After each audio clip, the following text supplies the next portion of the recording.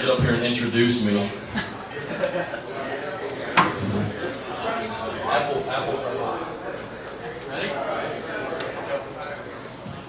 So just a reintroduction. My name is Adam Martin. I'm an independent creative strategist focusing on graphic design, brand building, and social media.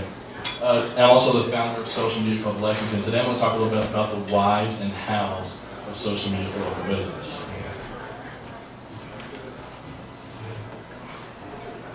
That's it.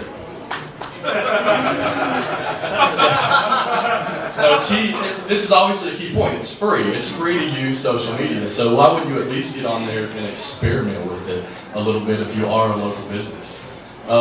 If you may have to pay if you wanted to pay somebody to develop a certain strategy or something for it, but a lot of local businesses have smaller budgets, and with these smaller budgets, they a lot of times can't afford to pay for traditional media being television and radio. And even television and radio may not hit a niche market that the local business is trying to hit.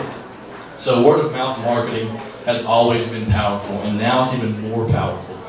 People care about what their peers say, and especially recommendations, and depending on which studies you look at, in some cases they care more than what Google says. And for instance, last week I asked about a chiropractor and I had like 12 responses. Well, then I took that information to Google. You want to be where your consumers are at. So you obviously want to be engaging your consumers in conversation, and your consumers are participating in social media, especially Facebook. Facebook's the biggest social network. I actually run the social media strategy for L81, and some of your biggest consumers will take ownership in your brand, and you should deputize the willing and let them, especially if it's a positive thing. There are 365 Facebook groups on Twitter or on Facebook about L81, and only one of those is company owned. So those people continue that, and they become what I consider brand warriors or brand enthusiasts. And your biggest consumers that are your biggest fans of your brand are going to defend your brand tirelessly when other people talk about it. So think about Apple versus PC guys in those arguments. They have nothing to do with the brand other than the fact that they own a computer, but they're engaged in it and they feel like it's a part of them. And it's actually not a waste of time, and the reason why is it keeps you accountable as a local business. The companies with the best services and the best products are going to be the ones that survive. And using social media, they're going to be talking about your business. So why would you want to get on there and engage in that conversation? And it's going to keep you honest. You can't be someone that you're not using social media. So again, going back to what I said a minute ago, the companies with the best services and the best products are going to survive. In the old days, you could have a mediocre product and push this message out in a mass way. But now they're going to blog about your product or service, and they're going to tweet about it. So, it's going to make you work harder to help your brand become better.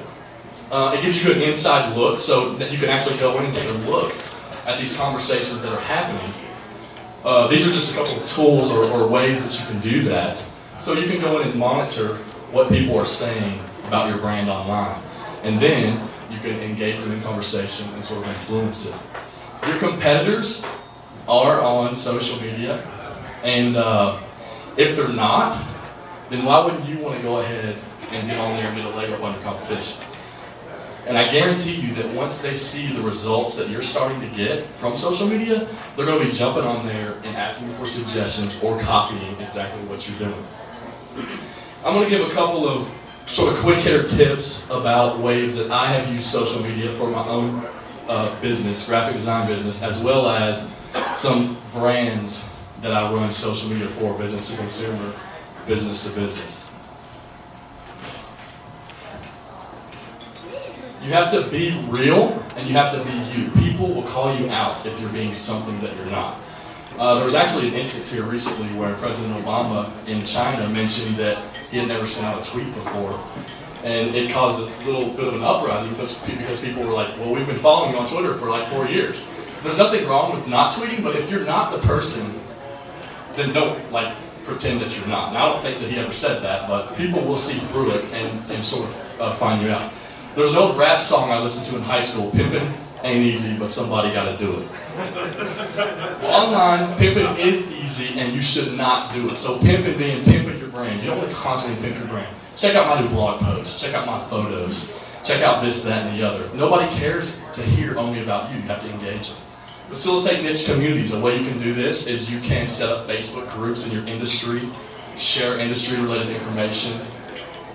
You can do sort of Twitter-only or Facebook-only discounts if you're a business-to-consumer brand. Personalize the experience. As a brand, you want to interact with your consumers. So this is a conversation that I had running L8's Twitter account, where a guy, there was sort of a negative connotation here, and I responded to him, and people may never like L8, or they may never enjoy that experience, but if you respond to them and show them that you're listening, they'll stop bad-mouthing your brand. I've found that to be true with a lot of stuff. Measure engagement, not membership. It's about quality over quantity. It doesn't matter how many Facebook fans or Twitter followers that you have. What are you doing with the ones that you do have? Are you engaging them in conversation? The numbers will come. They will share through word-of-mouth marketing. They will share that with other people. Common sense, social etiquette. On Facebook, generally people don't want to connect to people that they don't know personally, they've never met, or they don't have a lot of mutual friends. They also don't like to connect to, in my experience, what I found, personal Facebook accounts that are named a business. So, Joe's Restaurant. Make a fan page. Something set off in the design world, especially in web, is release early, release often.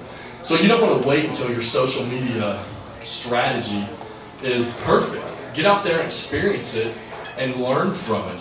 Embrace the negative feedback that you get. The bad companies are going to hide the negative feedback. You should embrace it and use it to make yourself better.